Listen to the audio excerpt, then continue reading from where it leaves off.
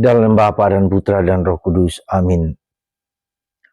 Allah Bapa yang Maha Kasih, kami bersyukur atas rahmat bagi Santo Athanasius, Uskup Alexandria, yang membela kealahan Yesus atas kesesatan Arianisme yang mengatakan bahwa Yesus bukanlah Allah.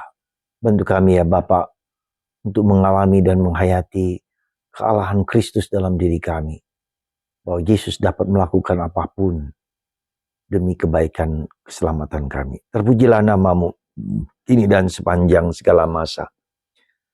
Saudara, salah satu agama tertentu mengatakan bahwa Yesus bukan Allah. Dia hanyalah manusia, bahkan dia hanya nabi.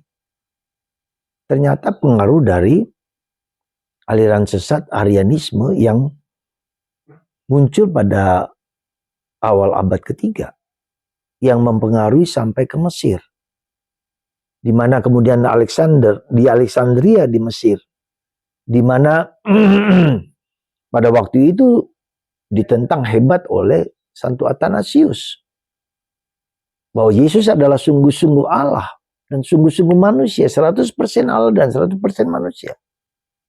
Tapi Arianisme mengatakan bahwa Yesus diciptakan oleh Allah, bukan Allah sendiri.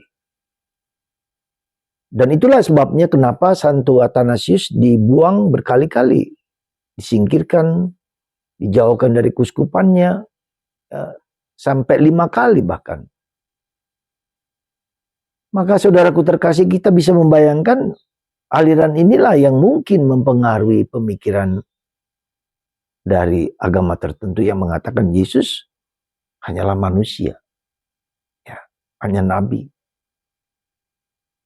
Karena itulah maka sesuatu kita berharga dan sangat menghormati bapak-bapak gereja. Ya. Salah satunya Santo Athanasius.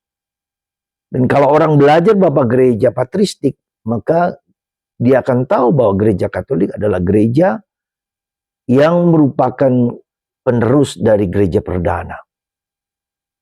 Ya, gereja Katolik adalah gereja yang meneruskan gereja perdana, ya, gereja para rasul. Maka gereja Katolik apostolik.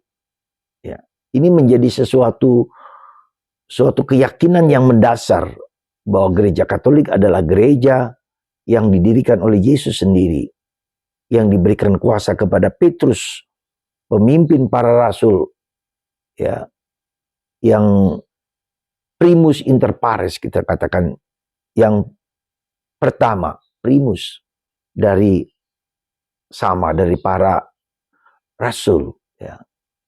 Jadi saudaraku terkasih dalam Kristus, semoga di zaman sekarang ini menjadi semakin jelas, ya, kenapa beberapa tokoh agama-agama Protestan tertentu yang terkenal mulai menemukan jati diri gereja yang benar, gereja yang 100% benar, itu gereja Katolik. Dan inilah yang menjadi kekuatan kita sebagai orang Katolik untuk meyakini bahwa gereja Katolik adalah gereja yang didirikan oleh Kristus kepada Petrus.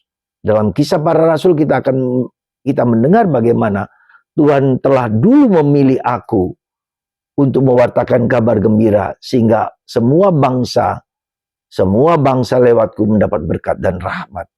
Petrus adalah pemimpin gereja Katolik, di mana Kristus mendirikannya bagi kita semua.